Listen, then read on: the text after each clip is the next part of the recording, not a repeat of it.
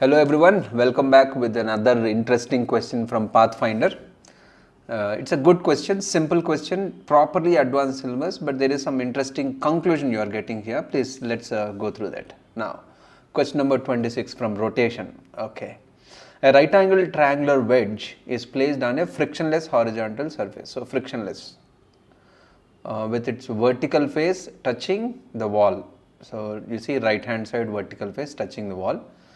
Inclined face of the wedge makes an angle theta. So this is theta, and this is theta we have here. So this is theta. All right. Now what are they doing? A wheel of mass capital M is released meaning starting with zero velocity near the top of the wedge. So this is a wheel we have. Wheel doesn't look like a complete circle, perfect circle and outer, but it is supposed to be circle. Otherwise you will have bumpy movement. So we are assuming the wheel to be circular here. The wedge exerts a constant force capital F on the wheel as it is moving down the incline. So capital F is the force exerted by the wedge on the wheel, on the wall, or otherwise by the wall on the wedge. That's going to be horizontal, perpendicular to vertical surface there. Now there are two questions here. Well, first question is, how much speed will the center of the wheel acquire after covering a distance s? That's first question. Consider both the cases, that is rolling with slipping as well as rolling without slipping. Both the conditions we have to consider. B option, after covering equal distances in both the cases, in which case do you have more speed as it comes down? So that's the second part we have. Now let's get into the derivation part of it. I'll focus on first question A there, in which we want to find acceleration as a function of f there. So we'll simply use free body diagram first, and whenever you are going for a free body diagram, easier to start with the object which is at rest. Wedge is not moving, so I'll take wedge as a system first and then draw the free body diagram. I am not drawing the vertical forces, I am just drawing the forces only on the inclined face because I am only worried about horizontal equilibrium there. So there is a force capital F applied by the wall, and that is on the right wall. And on the surface, because of the wheel contact, you will have a friction as well as normal reaction. Friction is up the incline for the wheel, and so it has to be down the incline for the wedge, action to reaction. On the wheel, it is towards the center of the wheel, so normal reaction I am talking about. Then on the wedge, it has to be in the other direction, opposite direction. Now I am simply focusing on horizontal equilibrium. Wedge is not moving anyway. So if you focus on only horizontal forces, capital F is there left side, and friction component horizontally f cos theta would also be left side, but normal reaction component horizontally would be n sin theta. So the net force horizontally is 0, meaning f has to be equal to n sin theta minus f cos theta. And you see here f is a friction. I didn't mention whether it is static friction or kinetic friction because I didn't want to go into individual cases. I want to write it generally now, whether it is static friction or kinetic friction, rolling with slipping or rolling without slipping. This is a formula, we have it.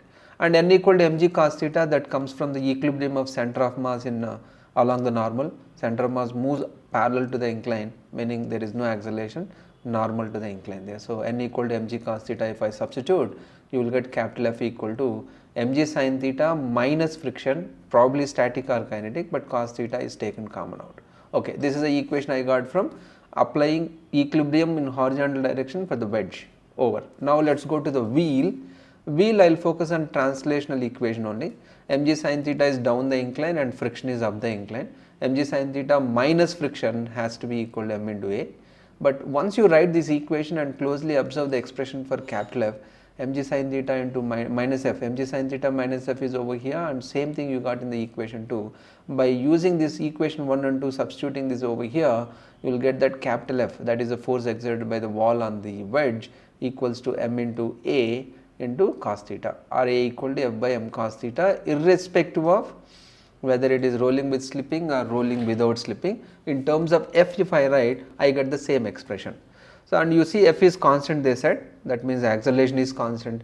When acceleration is constant, I can write kinematic equations, v square minus u square equal to 2as, u 0 because starting from rest. So 2 into a into s under root, that is v after travelling s distance, a equal to f by m cos theta, I will substitute, I will get vs. Same expression whether it is rolling without slip or rolling with slip there. So this is one interesting conclusion we got here. Now I want to look at the same question in a different way Why, as to why it is coming like that, why we are getting same expression whether it is rolling with slip or rolling without slipping. I will go with the different way of drawing the free body diagram. Okay, there is F here horizontally, let it be like that, but on the incline we have drawn friction and normal reaction along the normal and along the surface. Instead, if I resolve those forces and write the net contact force Px horizontally and Py vertically, let us assume this is a contact force you have, Px and root over Px square plus Py square is the net contact force between wheel and the wedge there. Now, action to reaction for Px, there is a horizontal component of reaction on the wheel left side Px, but vertically there will be one more force, gravity is also there. So, vertically net contact force plus gravity together is Ry. So, Rx equal to Px, Ry equal to some normal reaction and mg resultant there, vertical components. The resultant of all these two will be R, that is going to cause the acceleration there. So, this is what I have. Now, if you focus on the equilibrium of the wedge horizontally, F equal to Px, you get it. But Px is nothing but this is also Px, that is the x component of a resultant force on the wheel. Resultant force on the wheel is nothing but Ma. So, Rx must be equal to R cos theta, where R equal to Ma cos theta, you get A equal to F by M cos theta. This way also you can easily understand. So, instead of resolving the forces along the normal and along the incline, if you resolve the forces horizontal and vertically, you can straight away see that F equal to Px and Px is equal to Rx. Rx is nothing but Ma cos theta and you got A equal to F by M cos theta. So, it is very easy to understand that way, and that is an alternate way of resolving the forces. I just wanted to mention that. So, first part is over. Now, let us go to the second part. What was the second part he was talking about? He was asking in which case you will have the more speed as it comes down. So, we got the same formula for acceleration in terms of F, but F will be different in both the cases. Case 1 you have different force there, case 2 will be different force. We need to see which is more and so on. Let us understand that. First case 1 let us understand. Rolling with slip.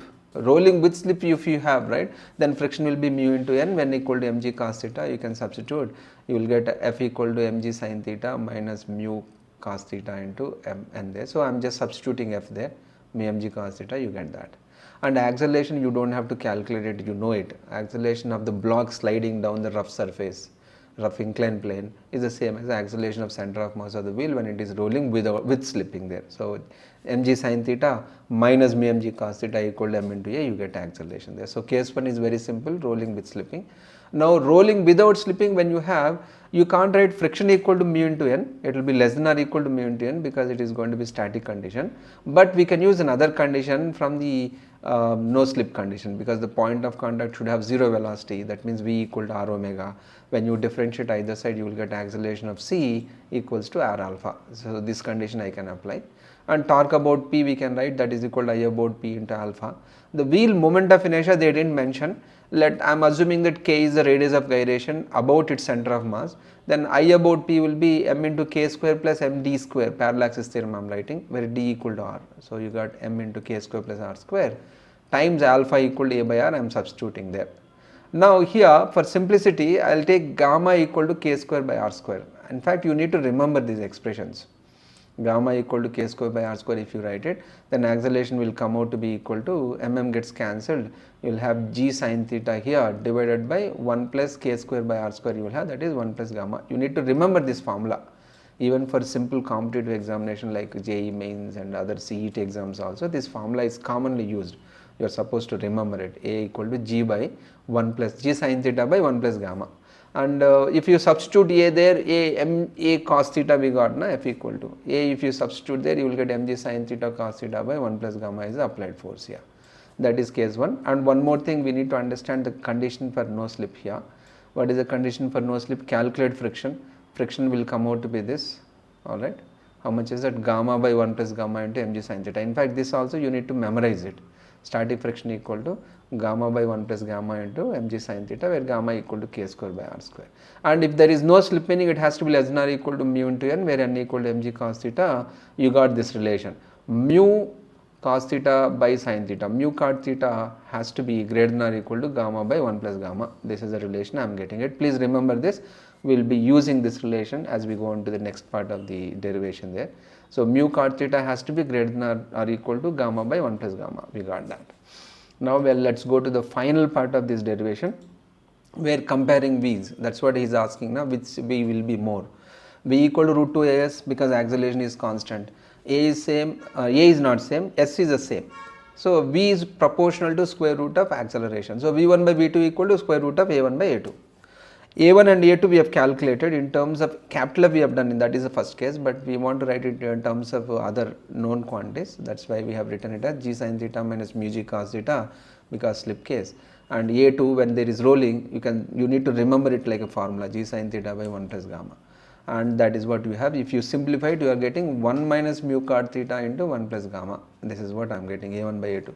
So we want to see whether it is more than 1, less than 1, then only I can tell now which is more, A1 is more or A2 is more. We have to find it. For that I have taken the ratio. So to find this, I will go back to the previous slide and use this relation, mu cot theta has to be greater than or equal to gamma by 1 plus gamma. That condition I will take here. If I write mu cot theta greater than or equal to gamma by 1 plus gamma, subtract either side, then inequality will get reversed, and then add 1 either side. You will see that 1 minus mu cot theta, which is required here, will be less than or equal to 1 by 1 plus gamma. If I substitute there, then what do I get? A1 by A2 equal to 1 minus mu cot theta into 1 plus gamma, where 1 minus mu cot theta less than or equal to 1 plus gamma, 1 by 1 plus gamma. If you substitute, you will see that A1 by A2 is less than or equal to 1. A1 by A2 is less than or equal to A1. So V1 by V2, which is square root of A1 by A2, would also be less than or equal to 1. That means V1 is less than or equal to V2. So at the limiting situation, both of them will be equal. If it is not limiting situation, then V1 will be less, where you have rolling with slipping. It comes down with a lesser speed when it is rolling with slipping than when it is rolling without slip. So that's a conclusion of the second part of it. With that, the derivation is completed. With that, I conclude here. Thanks for your time. Until next time, goodbye.